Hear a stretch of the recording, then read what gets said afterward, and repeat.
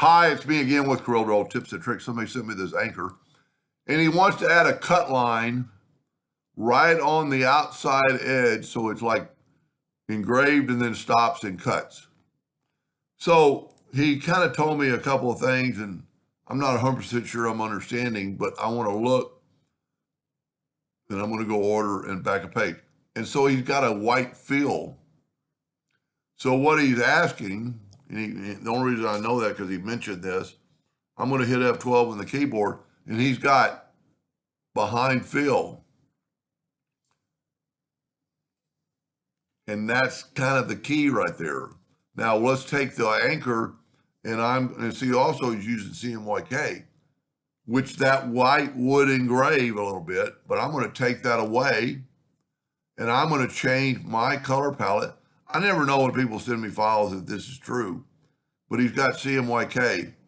I am going to right click and make it RGB. You're going to get a better, clearer engraving.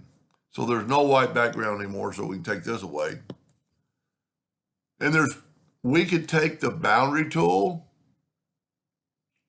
Well, see, this is a curve. Let me just convert it to an object now. Then that won't change the size. And the boundary tool doesn't come up.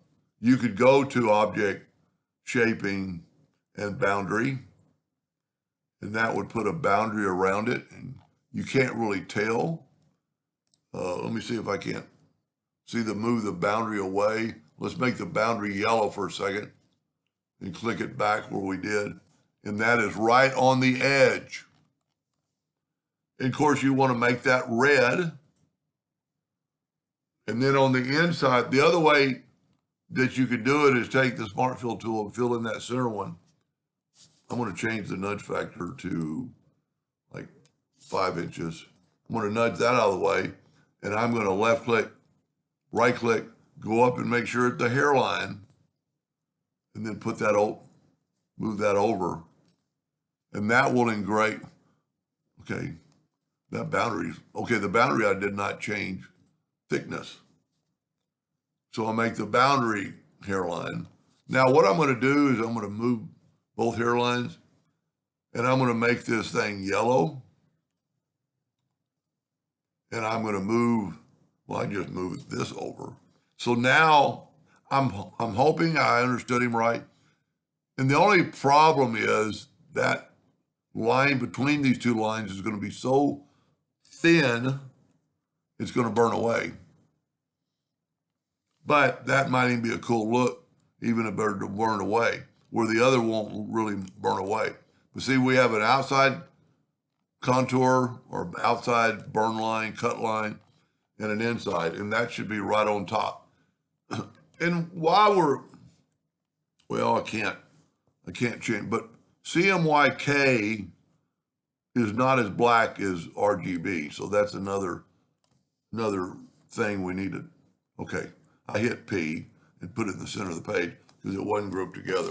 So I'm going to Control G and hit P. And now you should be able to cut this out. Now, once again, let me change that to black. Well, we're going to have to ungroup it.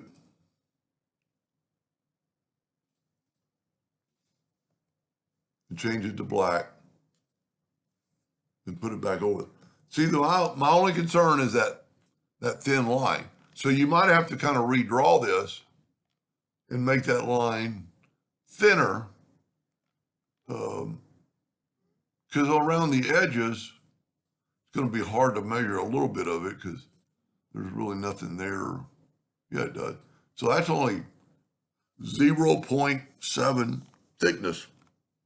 That's pretty thin, but it looks huge when you put them together. But I promise you, that will cut right there and cut right there.